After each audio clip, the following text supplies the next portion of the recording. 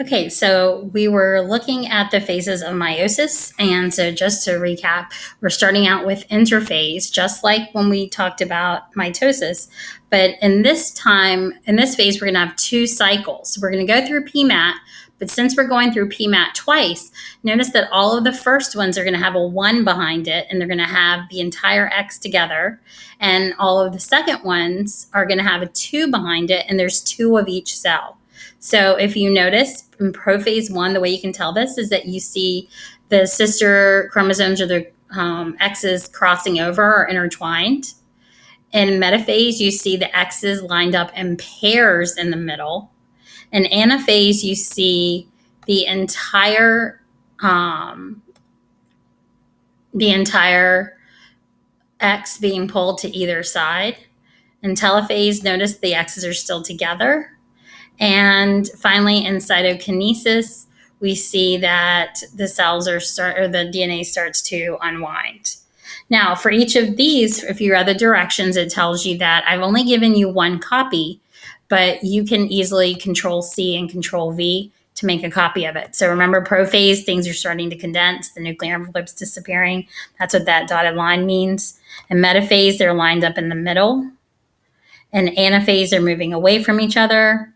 In telophase 2, they are at the 2 ends. And then finally, we're going to end up with 4 haploid cells. So if you notice here, we have our 4 cells, and all I did was Control C and Control V. And if you can do the same, then you will have 2 cells for each of the last portion. And this is what your final answer should look like. And you can pause and check your answers before you move on to the last activity. Now I'm going to continue with the Venn diagram that shows the differences between mitosis and meiosis. And so remember, mitosis happens in somatic or body cells, and we say that it's a form of asexual reproduction, whereas meiosis is specifically for the reproductive cells. Its whole purpose is to make the gametes and create haploid cells that have half the number of chromosomes. So first of all, in mitosis, there's only 1 division, and there's 2 daughter cells made. Mutations can only be passed on to offspring if they happen in the reproductive cells. If they happen in the body cells, those cells don't get passed on to the offspring. Again, meiosis is associated with sexual reproduction, and mitosis is associated with asexual reproduction. Meiosis makes the gametes, or the egg and the sperm. Mitosis is responsible for cell growth and repair. Meiosis cuts the number of chromosomes in half. Remember, crossing over happens in prophase 1. Anytime you see a 1 or a 2 behind it, you know it's meiosis.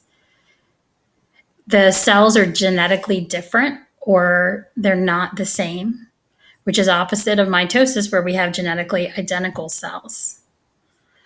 The purpose of meiosis, one of the outcomes, is that it increases genetic diversity, since we do have genetically different cells.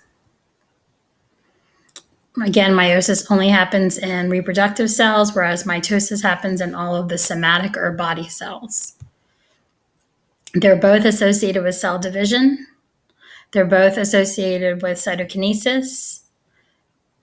Only meiosis, put it in the wrong place. Meiosis has haploid cells at the end. Both of them start diploid, and mitosis has diploid cells produced. And then finally, meiosis has 2 divisions. Let's see if I can undo what I just did. So the diploid cells produced goes here, and then finally the 2 divisions are here. So if you will make sure that you review this in your practice quiz, you should be good for your test.